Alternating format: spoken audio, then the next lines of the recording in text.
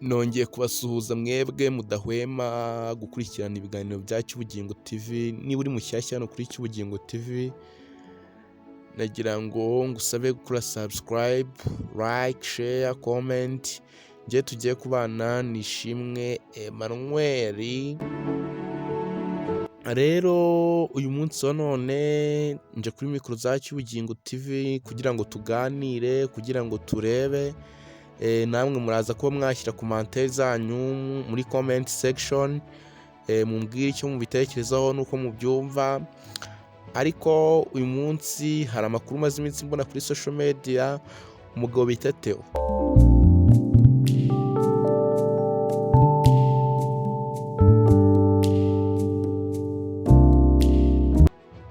aherutse kuba yaza kuri channel ye, kuri social media platform ze ya YouTube. Aza kuba yatangaza amakuru, aravuga ati njyewe ndasaba ubufasha, ati murabizi yuko umugore wanjye amaze igihe arwaye ndetse kirekire, ati rero no munsi wa none amafaranga yanshizeho, nagiye nsaba inshuti bakajya bagenda bampa udufaranga dukeya kuko umugore wanjye yivuza muri prive ntibikunde.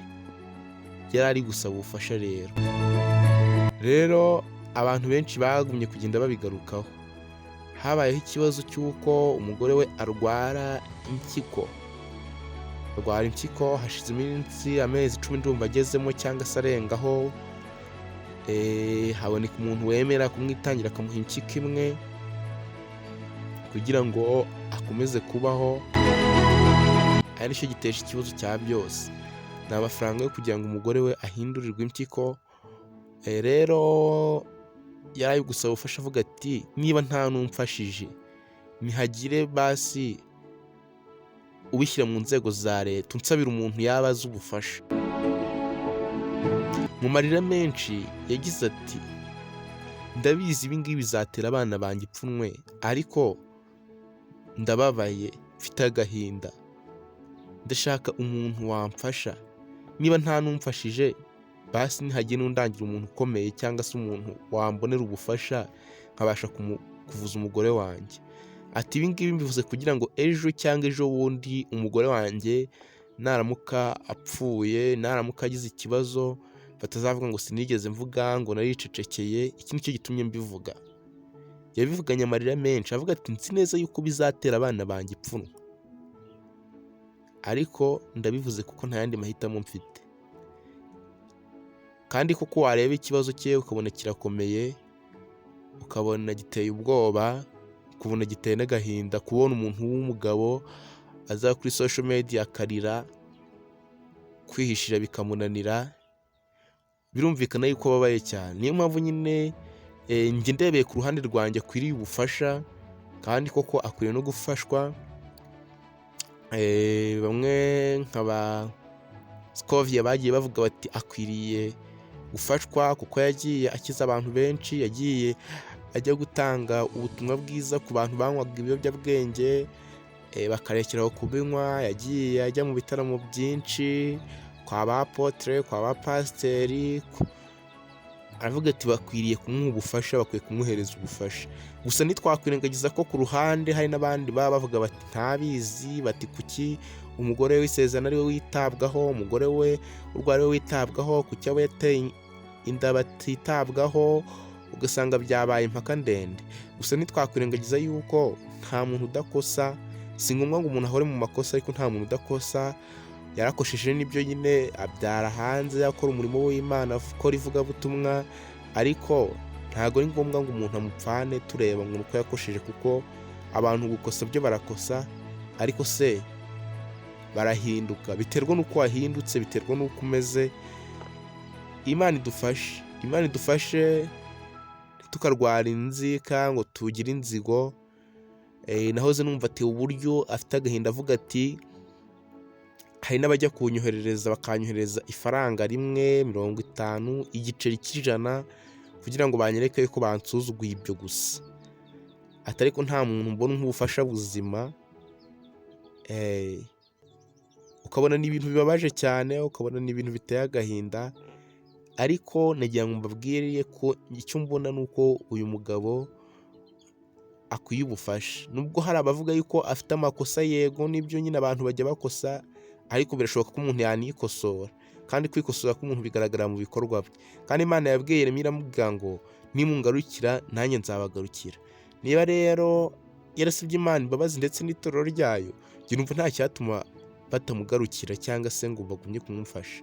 Buriya akenshi usanga dukunda no kwibanda ku bibi gusa, twirengagije ibyiza, ariko tukirengagiza yuko burya hari n'ibyiza byabayeho. Akenshi usanga mu kiremwamuntu ariko giteye, ariko nagira ngo mbabwire ko Theo akwiriye gufashwa, akwiriye kugirirwa neza, kuko uyu munsi ashobora kuba we, ejo akaba njye, ejo akaba undi. Niyo mpamvu akwiriye gufashwa. Rero ngayo nguko ibinyamakuru byinshi byagiye bikivugaho, ba Scovia bamuvuzeho, ndetse n'ibindi binyamakuru bya hano kuri YouTube byagiye bimuvugaho. Ariko nshuti yanjye, nimugende murebe uyu Theo, murebe aya marira, murebe aka gahinda yari afite. Ndumva binyuze hano muri video gatoya mubirebemo. Ibi bintu ndi kubibwira abantu bankunda, ndababaye cyane, mfite umubabaro. Uri inyuma y'iri kote nambaye, uri inyuma y'iyi karuvati n'iyo shati.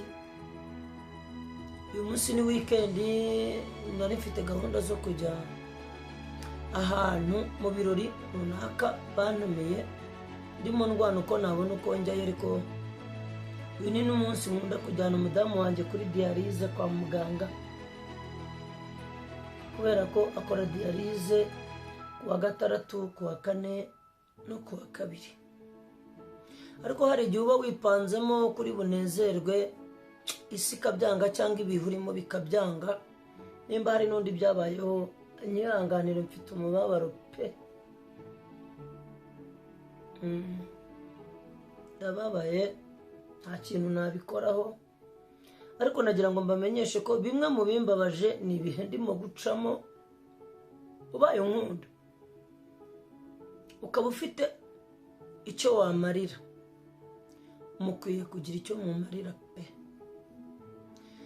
Ntangiye kugira ibibazo ku rwego umutima uba ukubwira ngo bihunge cyangwa bitoroke, ariko hakagira undi mutima ukubwira ngo bizashira. Si ubwa mbere ngize ibibazo, kuva mvutse naciye mu bintu bikomeye, ariko hari ibihe bitakubera byiza. Rero ikintu nabwira abantu mu nkunda, mwifuza ko naba ndi amahoro, bamwe mumbwira ngo ngera uririmba indirimbo nshya ngo tutaziheruka, nimubanze mumenye ngo mfite ikibazo cy'umudamu urwaye urembye, dusigaye tumara 3 adasinzira, akava kuri dialyse akarara areba, akirirwa areba, akongera akarara areba, agasubira yareba. Hakagira ibindi bimenyetso ntavugira hano kuri kamera binyereka ko ibintu bitameze neza. Hakiyongeraho ko njya kuri dialyse ngomba kwishyura amafaranga y'indengakamere, rimwe na rimwe nkayabura, nkajyamo amadeni. N'abantu mwe ntako ntagize, ntako mutagize, mwaramfashije. Ariko nanone bigeze ahantu bisaba ko mwongera mugahaguruka, mukabifata nko ku munsi wa mbere mwabyumvisha, mukadufasha pe. Byaranze kubona miliyoni n'igice yo gutanga ku muntu mu kwezi, ntacyo ukora, niyo wasaba gute ntago ari kuboneka. Rero nje kuri iyi kamera muri iki kiganiro kitari bugeze n'iminota 10, ngo mubwire ngo nimba hari icyo wadufasha, dufasha. Nk'ubu ibintu naringiyemo by'ibirori bisa naho bigiye guhagarara kubera kumva nta morale, nta kuntu meze.